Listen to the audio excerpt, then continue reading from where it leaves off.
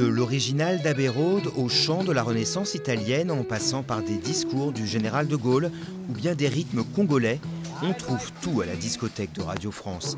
78, 45 ou 33 tours, ils sont peu à peu numérisés pour conserver ce son du vinyle si apprécié des mélomanes.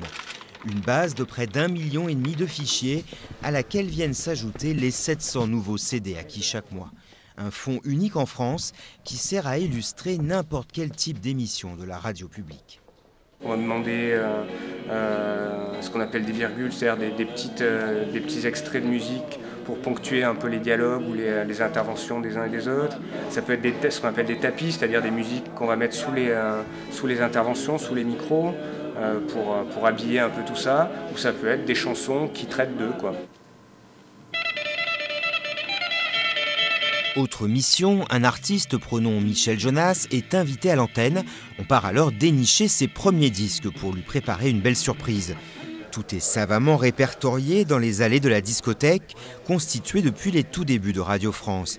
Mais faute de place, elle a déménagé depuis peu hors de la Maison Ronde. Même si rien de concret n'est prévu à ce jour, son nouveau patron voudrait bien en faire profiter le plus grand nombre.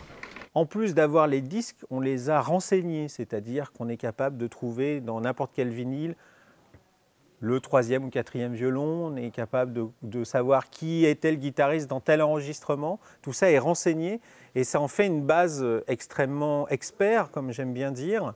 Donc j'aimerais bien un jour que le public, on est le service public, effectivement, j'aimerais bien que le public puisse découvrir ça.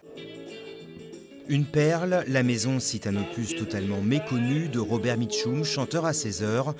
Peu écouté comme beaucoup des disques ici, le son est comme neuf.